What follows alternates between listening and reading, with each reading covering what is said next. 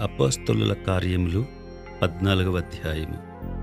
ఈకొనిలో జరిగినదేమనగా, వారు కూడి యూదుల సమాజమందిరంలో ప్రవేశించి తేటగా బోధించినందున అనేకులు యూదులను గ్రీసు దేశస్థులను విశ్వసించిరి. అయితే అవిధేయులైన యూదులు అన్యజనులను పురికొల్పి వారి మనసులలో సహోదరుల మీద పగ పుట్టించిరి. కాబట్టి వారు ప్రభువును ఆనుకొని ధైర్యముగా మాటలాడుచు అక్కడ బహుకాలము గడిపిరి. ప్రభు వారి చేత సూచకక్రియలను అద్భుతములను చేయించి తన కృపావాక్యమునకు సాక్ష్యమిప్పించుచుండెను. ఆ పట్టణపు జనసమూహములో భేదములు పుట్టగా కొందరు యూదుల పక్షముగాను కొందరు అపోస్తలుల పక్షముగాను ఉండిరి. మరియు అన్యజనులను యూదులను తమ అధికారులతో కలిసి వారి మీద పడి వారిని అవమానపరిచి రాళ్ళు రువ్వి చంపవలనని ఉండిరి.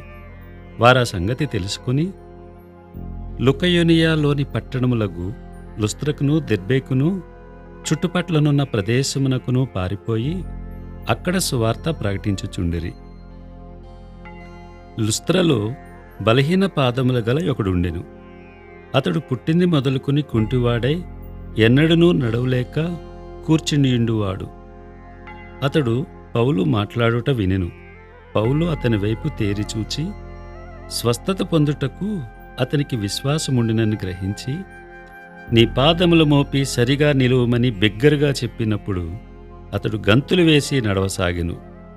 జనసమూహములో పౌలు చేసిన దాన్ని చూచి లుకయోనియ భాషలో, దేవతలు మనిషి రూపము తాల్చి మన యొద్దకు దిగివచ్చియున్నారని కేకలు వేసి బర్నబాకు ద్విపతి అనియు పౌలు ముఖ్య ప్రసంగి అయినందున అతనికి హెర్మే అనియు పేరు పెట్టిరి. పట్టణమునకు ఎదురుగా ఉన్న ద్విపతి యొక్క పూజారి ఎడ్లను పూదండులను ద్వారముల యొద్దకు తీసుకుని వచ్చి సమూహముతో కలిసి బలి అర్పింపవలనని ఉండెను. అపోస్తలులైన బర్నబాయు పౌలును ఈ సంగతి విని తమ వస్త్రములు చించుకొని సమూహములోనికి చొరబడి, అయ్యలారా, మీరెందుకిలాగు చేయుచున్నారు? మేము కూడా మీ స్వభావం వంటి స్వభావము గల నరులమే. మీరు ఈ వ్యర్థమైన వాటిని విడిచిపెట్టి ఆకాశమును భూమిని సముద్రమును వాటిలో ఉండు సమస్తమును సృజించిన జీవము గల దేవుని వైపు తిరుగువలనని మీకు సువార్త ప్రకటించుచున్నాము. ఆయన గతకాలములలో సమస్త జనులను తమ తమ మార్గములందు నడవనిచ్చెను. అయినను ఆయన ఆకాశము నుండి మీకు వర్షమును ఫలవంతములైన ఋతువులను దయచేయచ్చు, ఆహారం అనుగ్రహించుచు ఉల్లాసంతో మీ హృదయములను నింపుచు మేలు చేయుట చేత తన్ను గూర్చి సాక్ష్యము లేకుండా చేయలేదని బిగ్గరగా చెప్పిరి. వారిలాగు చెప్పి తమకు బలి అర్పింపకుండా సమూహములను ఆపుట బహుప్రయాసమాయెను. అంతియొకయ నుండియు ఈకొనియ నుండియు యూదులు వచ్చి జనసమూహములను తమ పక్షముగా చేసుకొని పౌలు మీద రాళ్ళు రువ్వి అతడు చనిపోయినని అనుకొని పట్టణం వెలుపలికి అతనిని ఈడ్చిరి. అయితే శిష్యులు అతని చుట్టూ నిలిచియుండగా అతడు లేచి పట్టణంలో ప్రవేశించి మరునాడు బర్నబాతో కూడా దెర్బేకు బయలుదేరిపోయెను. వారు ఆ పట్టణంలో సువార్త ప్రకటించి అనేకులను శిష్యులుగా చేసిన తరువాత లుస్త్రకును ఈకొనియకును అంతియొకయకును తిరిగి వచ్చి శిష్యుల మనుషులను దృఢపరిచి విశ్వాసమందు నిలకడగా ఉండవలననియు అనేక శ్రమలను అనుభవించి మనము దేవుని రాజ్యంలో ప్రవేశింపవలననియు వారిని హెచ్చరించిరి. మరియు ప్రతి సంఘములో వారికి పెద్దలను ఏర్పరిచి ఉపవాసముండి ప్రార్థన చేసి వారు నమ్మిన ప్రభువునకు వారిని అప్పగించిరి. తరువాత పిసిదియా దేశమంతటా సంచరించి పంపూలియకు వచ్చిరి. మరియు పెర్గేలో వాక్యం బోధించి అత్తాలియకు దిగి వెళ్ళిరి. అక్కడ నుండి ఓడ ఎక్కి తాము నెరవేర్చిన పని నిమిత్తము దేవుని కృపకు అప్పగింపబడిన వారై మొదట బయలుదేరిన అంతియొకయకు తిరిగి వచ్చిరి. వారు వచ్చి సంఘమును సమకూర్చి దేవుడు తమకు తోడైయుండి చేసిన కార్యములన్నీయూ అన్యజనులు విశ్వసించుటకు ఆయన ద్వారము తెరిచిన సంగతియు వివరించిరి. పిమ్మట వారు శిష్యుల యొద్ద బహుకాలము గడిపిరి. అపోస్తలుల కార్యములు 15వ అధ్యాయము. కొందరు యూదయ నుండి వచ్చి, మీరు మోసే నియమించిన ఆచారం చొప్పున సున్నతి పొందితేనే గాని రక్షణ పొందలేరని సహోదరులకు బోధించిరి. పౌలునకును బర్నబాకును వారితో విశేష వివాదమును తర్కమును కలిగినప్పుడు ఈ అంశము విషయమై పౌలును బర్నబాయు తమలో మరికొందరును యెరూషలేమునకు అపోస్తలుల యొద్దకును పెద్దల యొద్దకును వెళ్ళవలెనని సహోదరులు నిశ్చయించిరి. కాబట్టి వారు సంఘము వలన సాగనంపబడి ఫెనీకే సమరయ దేశముల ద్వారా వెళ్ళుచు అన్యజనులు దేవుని వైపు తిరిగిన సంగతి తెలియపరిచి సహోదరులకందరికీ మహాసంతోషము కలుగజేసిరి. వారు యెరూషలేమునకు రాగా సంఘపు వారును అపోస్తలులను పెద్దలను వారిని చేర్చుకునిరి. దేవుడు తమకు తోడయ్యుండి చేసినవన్నీ వారు వివరించిరి. పరిసయ్యుల తెగలో విశ్వాసులైన కొందరు లేచి అన్యజనులకు సున్నతి చేయింపవలననియు మోసే ధర్మశాస్త్రమును గైంకరుడని వారికి ఆజ్ఞాపింపవలననియు చెప్పిరి. అప్పుడు అపోస్తలులను పెద్దలను ఈ సంగతిని గూర్చి ఆలోచించుటకు కూడివచ్చిరి. బహుతర్కము జరిగిన తరువాత పేతురు లేచి వారితో ఇట్లనెను, సహోదరులారా, ఆరంభమందు అన్యజనులు నా నోట సువార్తవాక్యం విని విశ్వసించులాగున మీలో నన్ను దేవుడేర్పరచుకొనేనని మీకు తెలియను. మరియు హృదయములను ఎరిగిన దేవుడు మనకు అనుగ్రహించినట్టుగానే వారికిని పరిశుద్ధాత్మను అనుగ్రహించి వారిని గూర్చి సాక్ష్యమిచ్చెను. వారి హృదయములను విశ్వాసం వలన పవిత్రపరిచి మనకును వారికిని ఏ భేదమైనను కనుపరచలేదు. గనుక మన పితరులైనను మనమైనను మోయలేని కాడిని శిష్యుల మెడ మీద పెట్టి మీరెందుకు దేవుని శోధించుచున్నారు? ప్రభువైన యేసు కృపచేత మనము రక్షణ పొందుదుమని నమ్ముచున్నాము గదా, అలాగే వారును రక్షణ పొందుదురు అనెను.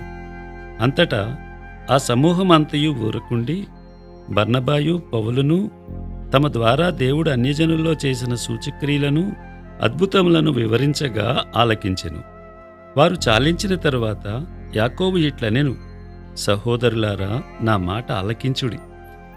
అన్యజనుల్లో నుండి దేవుడు తన నామము కొరకు ఒక జనమును ఏర్పరచుకునుటకు వారిని ఎలాగూ మొదట కటాక్షించెనో సుమోయోను వివరించియున్నాడు. ఇందుకు ప్రవక్తల వాక్యములు సరిపడి ఉన్నవి. ఎట్లనగా, ఆ తరువాత నేను తిరిగి వచ్చెదను, మనుష్యులలో కడమవారును నా నామము ఎవరికి పెట్టబడెనో ఆ సమస్తమైన అన్యజనులను ప్రభువును వెదుకున్నట్లు పడిపోయిన దావీదు గుడారంను తిరిగి కట్టెదను, దాని పాడైన వాటిని తిరిగి కట్టి దాన్ని నిలవబెట్టెదనని అనాది కాలం నుండి ఈ సంగతులను తెలియపరిచిన ప్రభువు సెలవిచ్చుచున్నాడు అని వ్రాయబడి ఉన్నది. కాబట్టి అన్యజనుల్లో నుండి దేవుని వైపు తిరుగుచున్న వారిని మనము కష్టపెట్టక విగ్రహ సంబంధమైన అపవిత్రతను, జారత్వమును, గొంతు పిసికి చంపిన దానిని, రక్తమును విసర్జించుటకు వారికి పత్రిక వ్రాసి పంపవలనని నా అభిప్రాయము. ఎలయనగా సమాజ మందిరములలో ప్రతి విశ్రాంతి దినమున మోషే లేఖనములు చదువుట వలన మునుపటి తరముల నుండి అతని నియమమును ప్రకటించువారు ప్రతి పట్టణంలో ఉన్నారని చెప్పెను. అప్పుడు సహోదరుల్లో ముఖ్యులైన బర్సబ్బా అను మారుపేరు గల యోదాను శీలను తమలో ఏర్పరచుకుని పౌలుతోనూ బర్నబాతోనూ అంతియొకయకు పంపుట యుక్తమని అపోస్తలులకును పెద్దలకును సంఘమంతటికిని తోచెను. వీరు వ్రాసి వారిచేత పంపినదేమనగా, అపోస్తలులను పెద్దలైన సహోదరులను అంతియొకయలోను సిరియలోను కిలికీలోను నివసించు అన్యజనులుగా నుండిన సహోదరులకు శుభము. కొందరు మా యొద్ద నుండి వెళ్ళి తమ బోధచేత మిమ్మును కలవరపరిచి మీ మనసులను చెరుపుచున్నారని వింటిమి. వారికి మేమధికారమిచ్చి ఉండలేదు.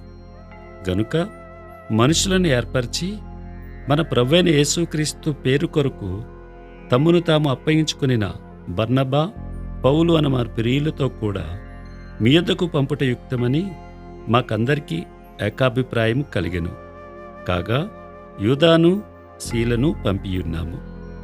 వారును నోటి మాటతో ఈ సంగతులు మీకు తెలియజేతురు.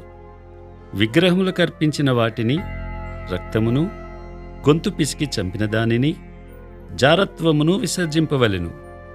ఈ అవశ్యమైన వాటికంటే ఎక్కువైన ఏ భారమును మీ మీద మోపకూడదని పరిశుద్ధాత్మకును మాకును తోచెను.